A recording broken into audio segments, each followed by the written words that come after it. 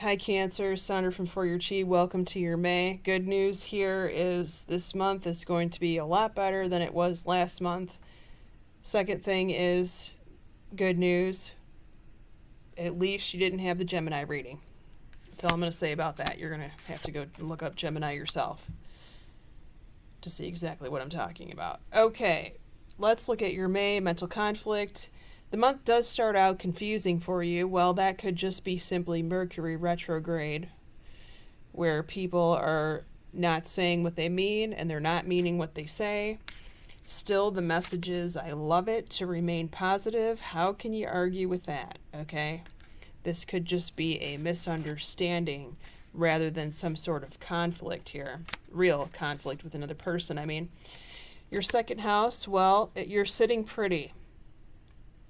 You're not at the point where you're receiving, a pot of gold at the end of the rainbow, but you have set yourself up in a very good place to start building to receive more. They want you to reconsider.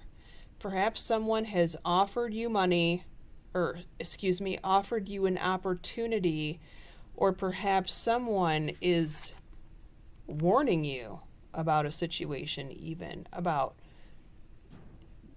purchasing something, not purchasing something, saving your money, moving your money, some sort of transaction, and you have dismissed them. You may want to reconsider that. Okay?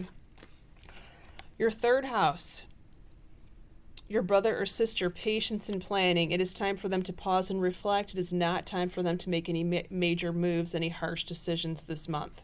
Trust that the universe has their back in this manner in their lifetime. Your fourth house, your house of home where you currently live, suffering in silence. This is you, once again, doing all the hard work by yourself, and you're not asking for help. For those of you that have children, it is time to get a list, a chore list, and a rewards list that's attached to those chores. Okay?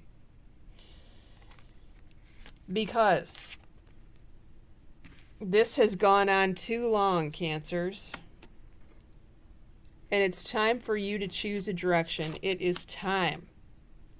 Now, if this is not talking about your home, which I'm having a hard time believing that there would be any Cancer that is not going through this situation right now, because I've given Cancer this message so many times. This could be talking about your father who needs help or who needs your help. You may want to, or father figure, you may want to reach out to him if you haven't already done so. Okay, your fifth house, prosperity begins. This is you, and fifth house rules fun, social circle, friends, dating life for those of you single Cancers. Prosperity begins as you planting the seed of what you're going to reap in the future. Usually this is money or a situation that involves some sort of business here that has money tied to it, right? Opportunity, they're saying. So it's going to be important for you to, number one, say yes to all social invitations that you get invited to.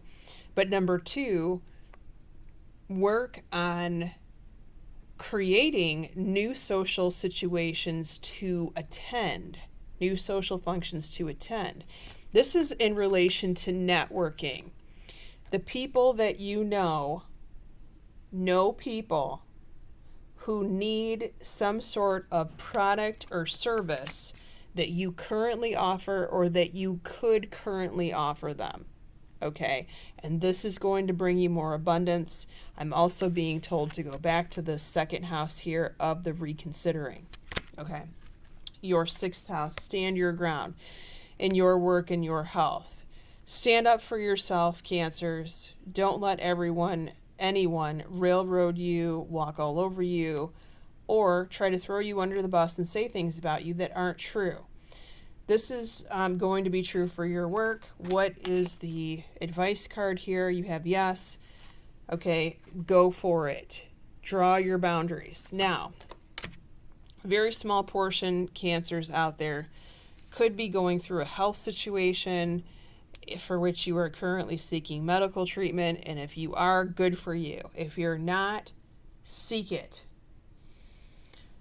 However, You could find yourself in a situation where you're trying to describe or explain your symptoms and the health professional is not listening to you, or they're ignoring a portion of it. And if that's the case, it's going to be important to remind this person of everything that needs to be reminded. And if this message is falling on deaf ears on the other side of the medical profession, then it's time to seek a second opinion. That's all. Okay? What do we have here in your 7th house of primary relationships as far as the signs that are around you, the zodiac signs? We have the High Priestess, traditionally a Pisces, but could also be a Scorpio or a Cancer, another Cancer. The Chariot, funny, Gemini or Cancer here. So heavy on the Cancer side, heavy on the water with the side of Gemini, and then we have Justice here, the Libra. Interesting. Okay, so if you want to follow me in the extended, the link is below. It's on Patreon. It's affordable for everyone out there, not just the Cancers. We're going to be going over your 7th house of primary relationships, including romance angel cards, your 8th house of taxes, contracts, legal matters, the source of your significant other's income, if that applies to you, your 9th house of your school and your travel, 10th house of your career and your mother, your 11th house of your child or your best friend, or the 12th house, which is what's about to happen to you in August. Take care, my Cancers.